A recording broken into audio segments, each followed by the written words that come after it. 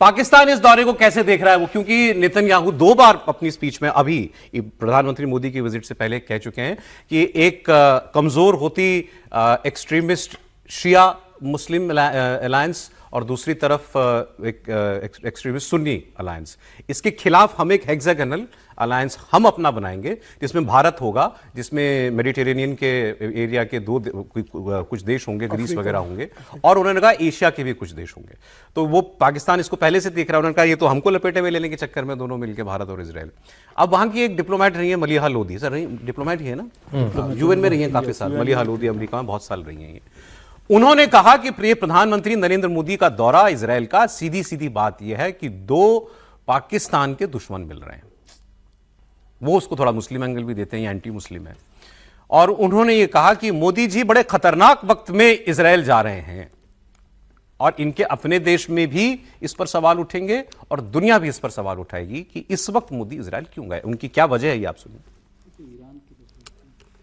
गठजोड़ है, जाहिर है इन दोनों के दरमियान, और इस स्टेटमेंट से जो कि नेतन्याहू ने दी है, जाहिर है वो सारी जो उनकी एम्स और ऑब्जेक्टिव्स है वो सामने आ गए। वैसे तो कोई ढकी छुपी बात नहीं थी, लेकिन अब ये जरूर है कि मोदी का जो विजिट है टू इजराइल वो बहुत ही कंट्रोवर्शियल हो चुका है, भारत में भी और इजराइल में भी। Israel for other reasons, India for other reasons. जाहिर है सब तो नहीं है इजराइल में नेतन्याहू के हिमायती, और उसकी जो जुडिशल आप कह लीजिए इनिशिएटिव्स रहे हैं या एफर्ट्स रहे हैं नेतन्याहू के, उस पर बहुत ऑपोजिशन है उस मुल्क में। तो ये मोदी एक ऐसे वक्त पे जा रहा है जबकि बहुत ही बड़ी कॉन्फ्लिक्ट का खदशा है, यूएस अटैक ऑन ईरान।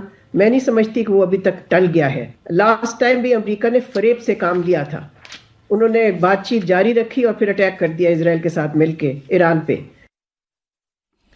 नहीं, लेकिन ये नहीं समझा पाई वो कि इस पर कंट्रोवर्सी क्या है, मतलब इस वक्त अगर मोदी जा रहे हैं उनकी तकलीफ तो ये है ना कि इजराइल और भारत दोनों ही उनके दुश्मन देश हैं। हाँ, इसमें तो कोई वो नहीं है।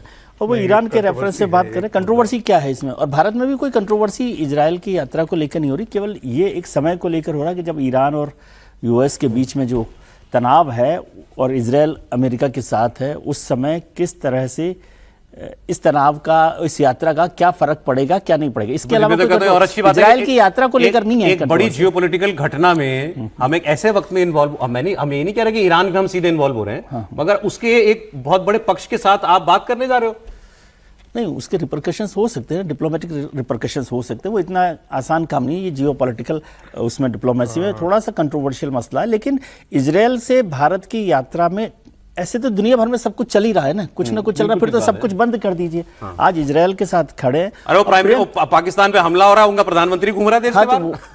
और तो वो तो वहां पर उसका कोई भूमिका नहीं है ना, उसको मत जोड़ा कीजिए आप। लेकिन ये मसला इंपॉर्टेंट है और इंडिया इजराइल की 9 साल बाद यात्रा हो रही है। अभी तो मेरे को एक बात और जानकारी थी कि भाई नेतन्याहू सब पहले आने वाले थे, लेकिन उनकी विजिट पोस्टपोन हुई और फिर प्रधानमंत्री वहां पर। एक छोटा कमेंट आप बोलना चाहते थे, अगली खबर पे बस इतनी ही बात कहना चाहता था कि चूंकि ईरान भी आपका एक शत्रु देश नहीं है, बिल्कुल, और इसलिए चूंकि ईरान पर अटैक में इजराइल भी शामिल होने वाला है अमेरिका के साथ, तो ये एक मुद्दा बन सकता है। लेकिन सवाल ये है कि हम अपने नेशनल इंटरेस्ट के लिए काम करेंगे या बाकी की दुनिया के सोचते हुए काम करेंगे। ठीक है सर। और एक लाइन और जोड़ देना चाहता हूं कि चाइना में तो मिलियंस मारे गए, मिलियंस मारे गए, बूचर किए गए, उसके साथ भी तो जाकर के कांग्रेस पार्टी समझौता की।